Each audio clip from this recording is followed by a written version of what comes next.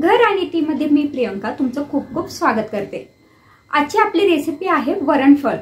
चला तर मग लगेच रेसिपीला सुरुवात करूया। आजची रेसिपी आपण 4 ते 5 लोकांच्या प्रमाणात बनवणार आहोत। जर तुम्हाला ही रेसिपी आवडली तर व्हिडिओला लाईक करा आणि शेअर करा।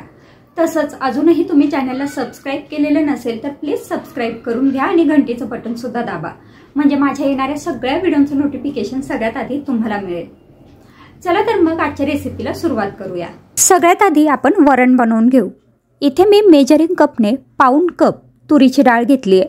घरातील कुठलीही एखादी मध्यम आकाराची वाटी आपण ही डाळ मोजण्यासाठी वापरू शकतो। तर साधारण 1 वाटी डाळ ही 4-5 लोकांसाठी पुरे होते। डाळ आपल्याला स्वच्छ निवडून धुवून घ्यायची आहे। त्यानंतर याच्यात डाळीच्या दुप्पट पाणी टाकायचे। तर इथे मी 2 कप पाणी टाकून घेतलं। आता ही डाळ लवकर शिजावी आणि अगदी सॉफ्ट शिजावी यासाठी याच्यात तेल टाकायचं आहे। तर इथे मी 2 छोट्या पळ्या तेल टाकून घेतलं। आता कुकरमध्ये 1 कप पाणी घ्यायचं, त्यात जाळी ठेवायची आणि जसं आपण एरवी वरण भाताचा कुकर लावतो तशीच ही डाळ आपल्याला शिजवून घ्यायची आहे। तर इथे मी 3 ते 4 शिट्ट्या हाय फ्लेमवरती ही डाळ शिजवून घेतली आहे। डाळ अगदी मऊ शिजलेली आहे, तुम्ही बघू शकताय। आता ही डाळ आपल्याला घोटून घ्यायची आहे।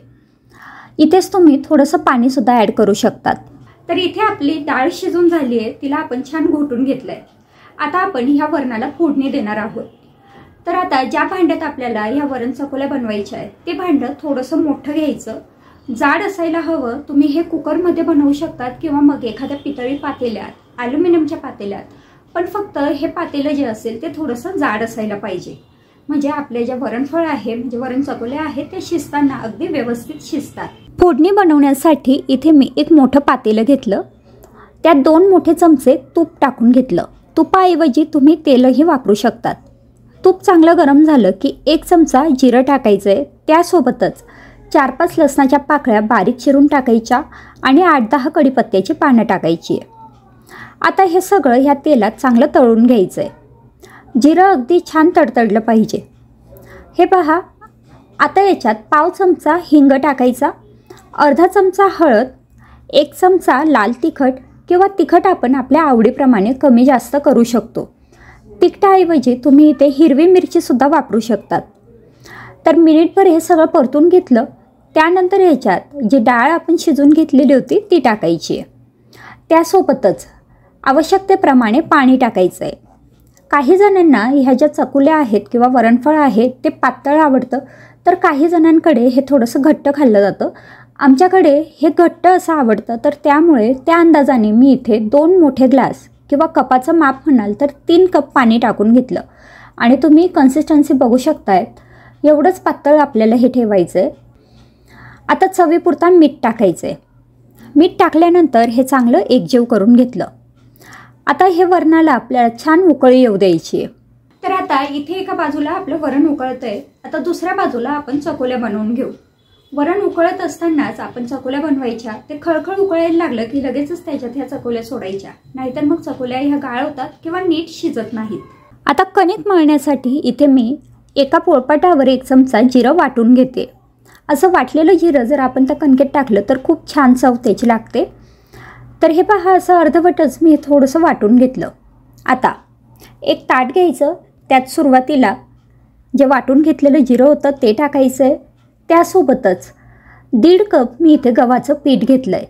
ज्या कपाने आपण डाळ मोजून घेतली त्याच कपाने 1.5 कप पीठ घेतलं आहे। चवीपुरता मीठ आणि पाव चमचा हळद टाकायची। आता याच्यात 3 ते 4 पळी मी तेल टाकून घेतलं आहे, किंवा आपला जो पोहे खाण्याचा चमचा असतो तो 3 चमचे तेल याच्यात टाकायचं। हे सगळं चांगलं एकजीव करून घ्यायचं, म्हणजे जे जिरं किंवा मीठ आहे आणि तेल हे सगळ्या पिठाला अगदी व्यवस्थित लागलं पाहिजे। आता हे एकजीव झालं की आपल्याला थोडं थोडं पाणी टाकत याची थोडीशी घट्ट अशी कणिक मळून घ्यायची। खूप जास्त घट्ट मळायची नाही किंवा अगदी चपातींसारखी सैलही मळायची नाही। तर पुरीसाठी जी कणिक आपण मळतो तशीच आपल्याला ही घट्ट कणिक मळून घ्यायची आहे। तर इथे मी थोडं थोडं पाणी टाकून कणिक मळून घेते। हे पहा, तुम्ही बघू शकतायत इथे ही कणिक मळून झाली। आता याला थोडंसं तूप किंवा तेलाचा हात लावायचा आणि पुन्हा 1 मिनिटभर ही मळून घ्यायची आहे। कणिक मळून झाल्यानंतर त्यातला एक गोळा घेतला, तो अशा पद्धतीने पोळपाटावर छान मळून घेतला। आता पीठ लावून आपल्याला याची पोळी लाटून घ्यायची। खूप पातळ ही पोळी लाटायची नाही, आपली जी चपाती असते त्याच्यापेक्षा थोडीशी जाड अशी ठेवायची। हे पहा, ही पोळी आता लाटून झालेली आहे। आता याच्या आपण चकोल्या कट करून घेऊ। तर आपल्याला हव्या तशा छोट्या मोठ्या आकाराच्या ह्या चकोल्या आपण कट करू शकतो।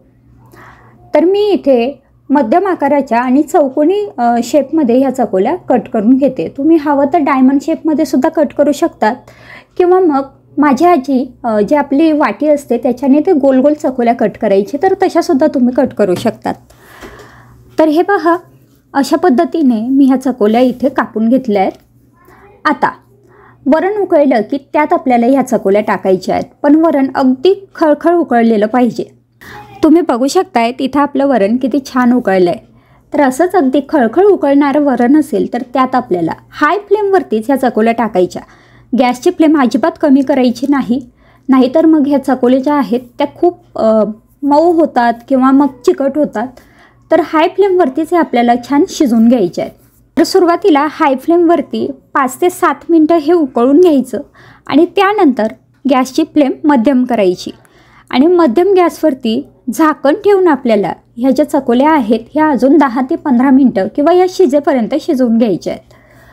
तर इथे मी थोडीशी कोथिंबीरसुद्धा टाकून घेतली आहे।